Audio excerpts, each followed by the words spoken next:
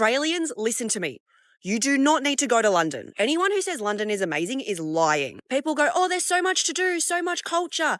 If you immerse yourself in the local culture, you will turn into an alcoholic. I used to think, oh, Australia is so boring. I just want to shake things up. Well, London delivered because I got my phone snatched. The streets are dangerous. I used to think in Australia, I would sometimes get depressed.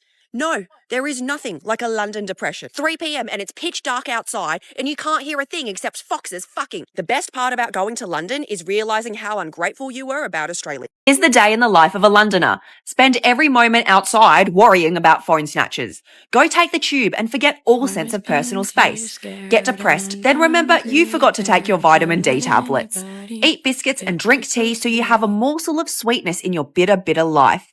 Spend all your free time next to the radiator until you remember the price of your last gas bill. Spend an entire 9 months waiting for summer, then take up your favourite hobby, queuing. Hear a woman scream, then remember it's probably just foxes getting it on. On the London Tube, there's no internet and you can't look people in the eye, so I've been staring at shoes and rating them as cute or ugly. I guess come join me? This is the first pair, and I don't know why there is a trend of people wearing camel toe on their shoes. It's like publicly showing your foot has a wedgie. I'm going to say this one's ugly. This one's Gore-Tex, which I think is supposed to be super expensive, but they look like they were made out of the surface of the moon with an elastic holding them together. I think these ones are ugly. So these boots here I think are super cool, but there's an exact same pair that are in another colour and they just don't look as cool. And here's the black ones again. So cool. I don't know why it is. I guess they're fine. Nah, the black ones are better. These shoes are like, ooh, I want to be edgy with nails on them, but also look cute.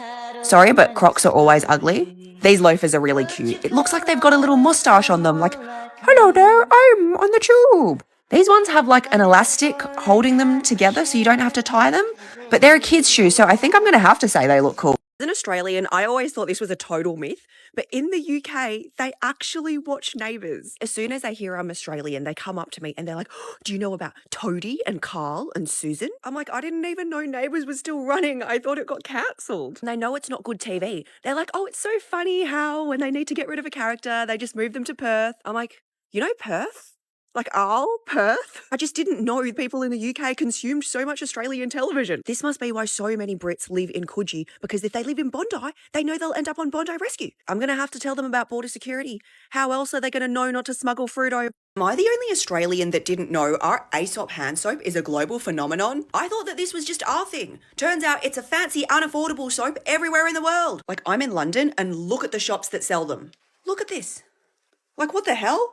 Who needs this level of architecture to wash shit off your hands? I just thought the fanciest thing to be exported out of Australia would be like, I don't know, Ugg boots. It's weird because who in the world is like, oh yeah, those Australians. Yeah, they're known for their sandalwood scented hands. I am also back in Australia very soon for my tour. The tickets are in my bio. But you know what? At the end of the day, this makes me feel at home. Like, it doesn't matter where I go, where I travel, Aesop will always be there to remind me I can't afford nice things. Hi everyone, like no cap, I've had so much fun here. See you, we're gonna miss you. Enjoy touching grass. Okay, so they're gone now?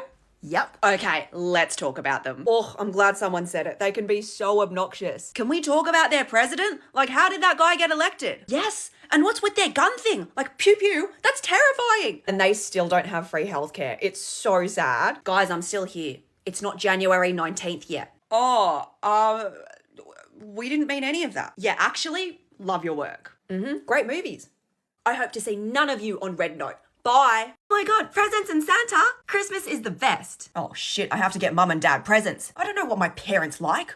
Or my stupid siblings. Christmas is such a chore. Oh, Christmas time. I've been looking forward to this all year because I can ask my parents for money. Oh, I have to spend Christmas with my family. There's going to be arguing, racism, inappropriate comments. If we make it out with no one crying, that would be a great Christmas. I've got my own Christmas tree, a Christmas sweater, and I've even cooked us some turkey. Christmas has been so good ever since I discovered wine. Merry Christmas, kids. Oh, you like the present Santa got you. Christmas is the best. So why did no one tell me London and Melbourne, Australia are exactly the same city? They're both very livable, the weather is rubbish, and there's just seagulls that pop up for no apparent reason. And they've got their own unique systems of transport, the Melbourne tram, the London tube. It's the same thing. There's so many Australians that go to London, and there's so many Brits that go to Melbourne. It's like the world's most useless cultural exchange. And you hear these people go, oh, there's no place like home. That's because they never left. They're still there. The cities are exactly the same. Brits and Aussies, let me just save you the cost of a flight. Just stay exactly where you are. Unless you're going to go to Japan, then go to Japan. All you need to do is walk through this machine. Okay.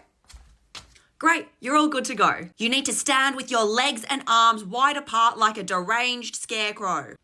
How long do I have to stay like this? As long as it takes for you to feel like there's a massive queue forming behind you. Okay, now I'm gonna annoyingly swipe this strip over you to detect for explosives. Oh, is this even doing anything? Almost done. Now you gotta put your shoes on this machine here 1 foot at a time. What? What are you trying to do? Photocopy my feet? Okay, well that's just detected something, so you're gonna have to go back, take your shoes off. Oh, you just want to see my feet, don't you? Okay, now I'm just gonna pat you down gently.